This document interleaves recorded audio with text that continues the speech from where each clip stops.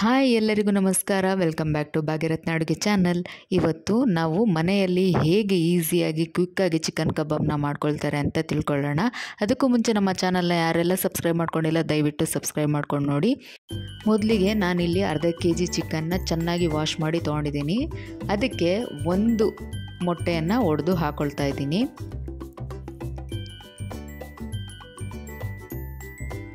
ಒಂದು spoon ಕಾರ್ನ್ಫ್ಲೋರ್ನ add ಮಾಡ್ಕೊಳ್ತಾ ಇದ್ದೀನಿ. ಒಂದು ಸ್ಪೂನು ಜಿಂಜರ್ ಗಾರ್ಲಿಕ್ ಪೇಸ್ಟ್ನ ಕೂಡ ಇಲ್ಲಿ ಹಾಕ್ಕೊಳ್ತಾ ಇದ್ದೀನಿ. ನಾನಿಲ್ಲಿ ತೇಜು ಬ್ರ್ಯಾಂಡ್ದು ಕಬಾಬ್ ಪೌಡರ್ ಇಲ್ಲಿ ಯೂಸ್ ಮಾಡ್ತಾ ಇದ್ದೀನಿ. 1.5 ಪ್ಯಾಕೆಟ್ ಕಬಾಬ್ ಪೌಡರ್ನ ನಾನು ಇಲ್ಲಿ ಹಾಕ್ಕೊಳ್ತಾ ಇದ್ದೀನಿ. ಇದಿಷ್ಟು ಹಾಕೊಂಡ್ಮೇಲೆ ನಾವು ಚೆನ್ನಾಗಿ ಮಿಕ್ಸ್ ಮಾಡ್ಕೊಳ್ಬೇಕಾಗತ್ತೆ.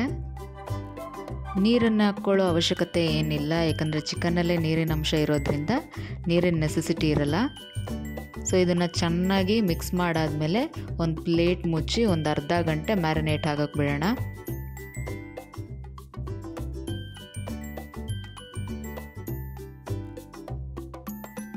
ಈಗ ಈ ಚಿಕನ್ನು ಚೆನ್ನಾಗಿ ನೆಂದಿದೆ. ಈಗ ಸ್ಟವ್ ಅಂಟಿಸಿ ಒಂದು ಬಾಣಲೆ ಇಟ್ಕೊಂಡು ಎಣ್ಣೆ ಕಾಯೋದಕ್ಕೆ ಇಡ್ತಾ ಇದ್ದೀನಿ.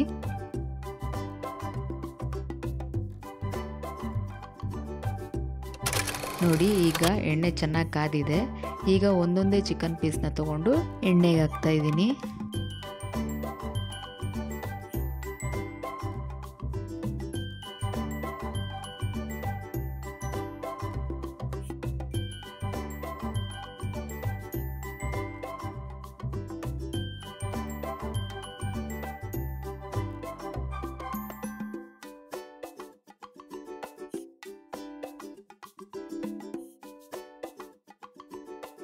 ಇದಿಷ್ಟು ಪೀಸ್ ಎಣ್ಣೆಗೆ ಬಿಟ್ಟಾದಮೇಲೆ ನಾವು 1-2-3 ನಿಮಿಷ ಎಣ್ಣೆಯಲ್ಲಿ ಬೇಯೋದಕ್ಕೆ ಬಿಟ್ಬಿಡೋಣ. ಮೊದಲೇ ಮಗ್ಚಾಕಕ್ಕೆ ಹೋಗಬಾರ್ದು, ಆಗ ಹಿಡ್ದಿರೋಂಥ ಮಸಾಲೆ ಎಲ್ಲ ಬಿಟ್ಕೊಂಡ್ಬಿಡುತ್ತೆ. ಸೊ 1-2 ನಿಮಿಷ ಹಂಗೆ ಬಿಟ್ಬಿಡೋಣ. 2-3 ನಿಮಿಷ ಆದಮೇಲೆ ನಾವು ಹೀಗೆ ಮಗ್ಚಾಕೋಣ.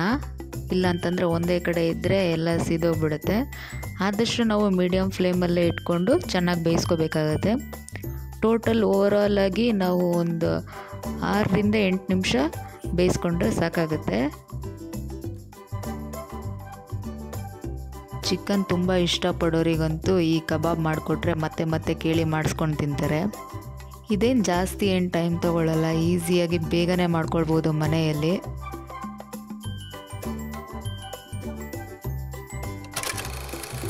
ನೋಡಿ, ಈಗ ಕಬಾಬ್ ಎಷ್ಟು ಚೆನ್ನಾಗಿ ಬೆಂದಿದೆ ಅಂತ. 6-8 ನಿಮಿಷ ಬಿಟ್ಟರೆ ಸಾಕಾಗುತ್ತೆ. ಆಗ ಟೇಸ್ಟಿಯಾಗಿರೋ ಕಬಾಬು ಬೇಗನೆ ರೆಡಿಯಾಗಿರುತ್ತೆ.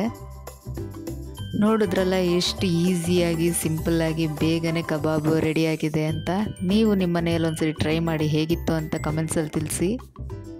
ನಿಮಗೆ ಈ ವಿಡಿಯೋ ಇಷ್ಟ ಆಗಿದ್ದರೆ ಲೈಕ್ ಮಾಡಿ, ಶೇರ್ ಮಾಡಿ, ಕಮೆಂಟ್ ಮಾಡಿ, ಹಾಗೆ ಸಬ್ಸ್ಕ್ರೈಬ್ ಮಾಡ್ಕೊಳ್ಳೋದನ್ನ ಮರಿಬೇಡಿ. ಎಲ್ಲರಿಗೂ ಧನ್ಯವಾದಗಳು.